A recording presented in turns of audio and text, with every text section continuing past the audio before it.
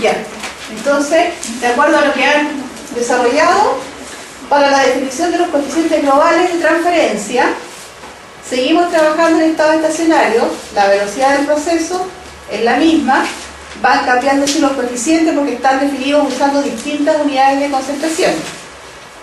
Si trabajamos con el coeficiente global, usando concentraciones de la fase gaseosa, la fuerza impulsora va a ser la diferencia entre la composición global de la masa gaseosa y la composición que tendría el gas si estuviera en equilibrio con un líquido de composición X a L. ¿Se acuerdan? Eso es IA asterisco, fuerza impulsora global del proceso. Y para la fase, si yo utilizo, digamos, el coeficiente de transferencia usando la fase líquida, la velocidad del proceso va a ser la fuerza impulsora global por el coeficiente global. Y la fuerza impulsora global, puesto que voy desde el gas al líquido, va a tener que ser XA asterisco menos XAL, donde XA asterisco corresponde a la concentración de un líquido que está en equilibrio con un gas de concentración I sub A, G. Por eso que es altamente recomendable que cuando van a resolver un problema donde van a usar a lo mejor otras unidades de concentración, ustedes agreguen aquí mismo, por ejemplo, un gas en equilibrio con un líquido va a tener una concentración I sub A asterisco. Un líquido en equilibrio con un gas va a tener una concentración, digamos, I sub A, que va a tener una concentración quizá asterisco. Entonces eso nos puede ayudar inmediatamente a definir las fuerzas impulsoras. Fuerza impulsora global para el gas, fuerza impulsora global para el líquido. ¿Ya? Puede ser, digamos, ahí pueden agregar todos los elementos como para definir en forma más directa la fuerza impulsora. Bueno, y acá en la transparencia están las unidades de concentración expresadas como fracciones molares y la dirección de la transferencia, que es desde el gas hasta el líquido. ¿Ya?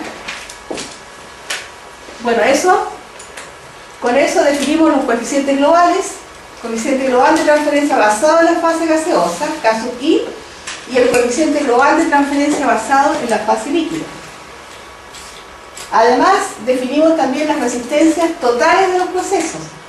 La resistencia total del proceso, utilizando la fase gaseosa como referencia, es 1 partido por K, y donde K es el coeficiente global. ¿Ya? Lo vamos a ir anotando acá.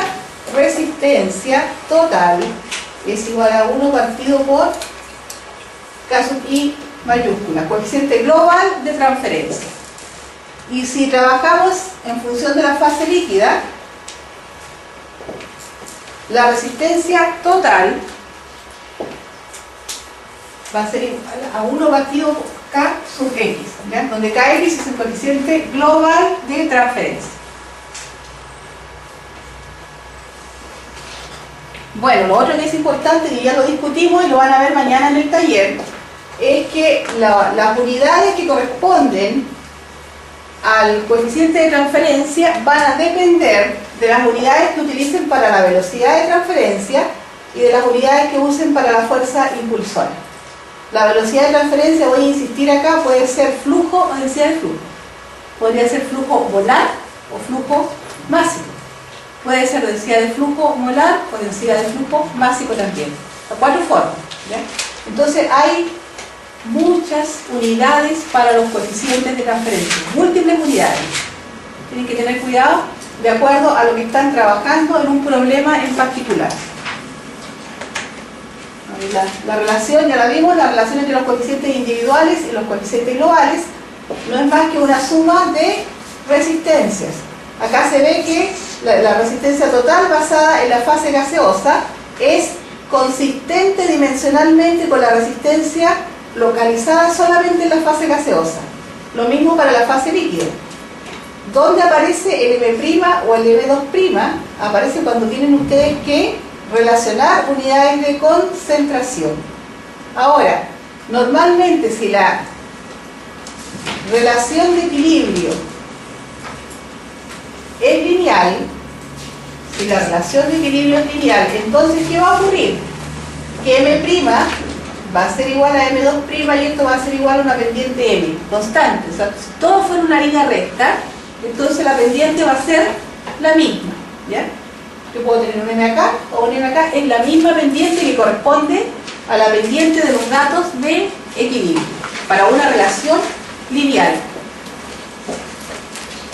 Esto es lo que normalmente, y por último, como uno trabaja en un rango estrecho de concentraciones, uno puede linearizar si la ecuación, y eso yo se los acepto en la prueba, o sea, si ustedes utilizan bien las calculadoras y pueden hacer análisis de regresión, y la curva es como, no es una recta, pero en el rango de trabajo ustedes pueden linearizar, se acepta que trabajen con las ecuaciones y no necesariamente con los métodos gráficos. ¿Ya? O sea, pueden trabajar en forma gráfica, pero también pueden trabajar en forma numérica si tienen bien claro el concepto y si los datos de equilibrio los representan mediante una ecuación lineal. O sea, si alguien hace en el rango de trabajo un ajuste de los datos y me pone el I de equilibrio va a ser una pendiente M por los X, puede trabajar con esta ecuación directamente. Entonces, por ejemplo, cuando va a definir el I sub A asterisco, se sabe que el I sub A asterisco corresponde a la concentración de equilibrio con un líquido de composición quizá L. Se lo puedo utilizar directamente desde la ecuación. O sea, si tienen claro el concepto. ¿Hasta aquí por relación aguantaría usted? ¿Ah? ¿Hasta aquí por relación más o menos aguantaría? 0,8. 0,8. O sea, para propósitos de ingeniería, este 0,8 se puede considerar relativamente lineal. ¿Ya? Para propósitos así, digamos, más macro, de más escalas, no de investigación, escala. 0,8 en adelante. Pero normalmente tú puedes afinar ese ajuste y puedes obtener correlaciones mayores si defines el rango de trabajo. O sea, por ejemplo, ustedes están trabajando con una curvatura muy pronunciada, pero tu rango de trabajo es de aquí hasta acá. Yo considero solamente esos datos experimentales y con esos datos hago el ajuste y ese coeficiente de correlación es mucho más alto. Si considero todos los datos. De hecho, a lo mejor si considero todos los datos no voy a poder ajustar a una línea recta. Así que esa es una alternativa que tiene. Bueno, y lo otro que hicimos fue relacionar la resistencia de la fase gaseosa y de la fase líquida con la resistencia total de ambas fases. ¿Ya? Resistencia en el gas está comparada con la resistencia total. El ejemplo que les di recién es este cociente igual a 0,47. La resistencia del gas es el 47% de la resistencia total. ¿Ya? Resistencia de la fase líquida solamente comparada con la resistencia total, pero basada en la fase líquida.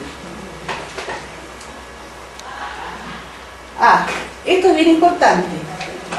Industrialmente uno puede simplificar los procesos y considerar que una operación es controlada solamente por la fase gaseosa o solamente por la fase líquida. Si es controlada solamente por la fase gaseosa, significa que voy a despreciar la resistencia ofertada por la fase líquida y me quedaría esto, ¿ya? O al revés, si es controlada por la fase líquida, significa que estaríamos despreciando el K sub I y quedaría esto que está acá, ¿ya? Esto es súper importante, se puede aplicar mucho en los diseños. Les voy a preguntar lo siguiente, que está relacionado con el control de los procesos. Pensando en que siempre hay una fase continua y una fase dispersa. Piensen en la resistencia que ofrece cada fase. ¿Cuál es la fase que ustedes harían que fuera la fase dispersa o la fase continua? Pensemos en la dispersa, que es la que tiene más área de transferencia. De acuerdo a esto, la que controla, ya, supongamos que la fase, la que controla el proceso, cualquiera de los dos que controla el proceso, ¿cuál va a ser la dispersa y cuál va a ser la continua? ¿La que controla el proceso o la otra? La que controla el proceso debería ser la fase dispersa. ¿Por qué? Correcto. Están entendiendo. Muy bien. Claro, o sea, la que controla el proceso es la fase, es decir, súper relevante, o sea, es una cosa que de repente no la están entendiendo bien. La que controla el proceso es la fase dispersa. Porque la fase dispersa, recuerden que dijimos, es el área que representa la mayor posibilidad de contacto. Yo estoy dispersando una fase. Si yo tengo problemas en una fase, la que controla el proceso es la que tiene más resistencia. Esa es la fase que controla el proceso, la más lenta. Esa es la que yo tengo que considerar cuando voy a diseñar un equipo. Eso es como el cuello de botella que dice uno. La fase que tiene más, la que presenta mayor resistencia, esa es la que controla el proceso, ¿ya? Y si una fase tiene mucha resistencia, tengo que tratar de optimizar la operación.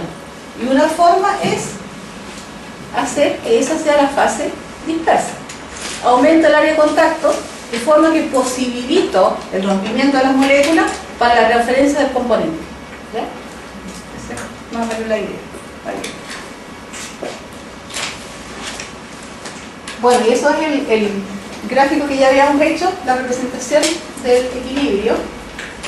Ya lo tienen ustedes todo ahí. El punto P es el punto que llamamos punto operativo, que representa las composiciones de la masa global de líquido y de la masa global de gas.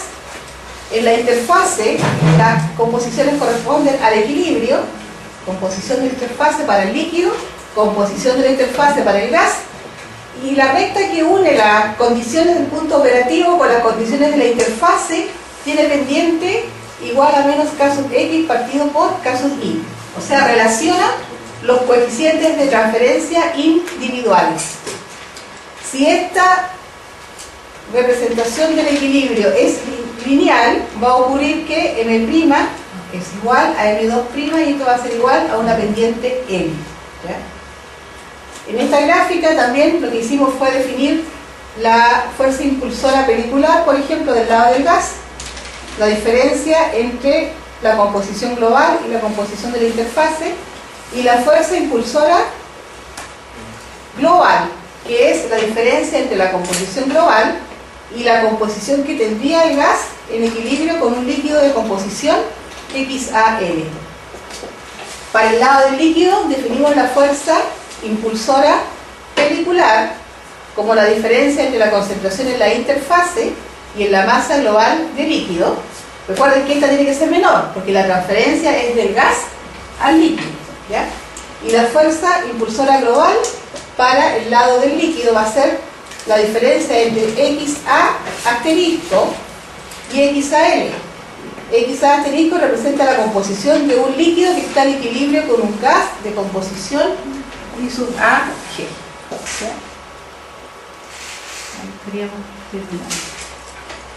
Ya, entonces, mañana vamos a hacer un taller. Ahí se pueden organizar también de 3 a 4 para trabajar, ¿ya? Y les voy a entregar el paper que van a exponer la próxima semana. El paper tiene que ver con esto. Lo que van a hacer es estudiar coeficientes individuales y globales en un reactor al cual se está agregando oxígeno para, como elemento de sobrevivencia de las bacterias, porque es un fermentador, ¿ya? Entonces lo que van a evaluar es la velocidad de transferencia del oxígeno a través de los coeficientes individuales y globales. Hay toda una metodología experimental para ello. Allí en el paper lo que ustedes van a hacer es estudiarlo y presentarlo, de acuerdo obviamente a las pautas que yo les voy a establecer, ¿ya? Que es esto mismo. Tienen que formar cosas pendientes, los grupos de laboratorio y los grupos para hacer los trabajos y los talleres. ¿Sí? Voy a ver, una cosa rapidita, antes que se vayan. ¿Sí?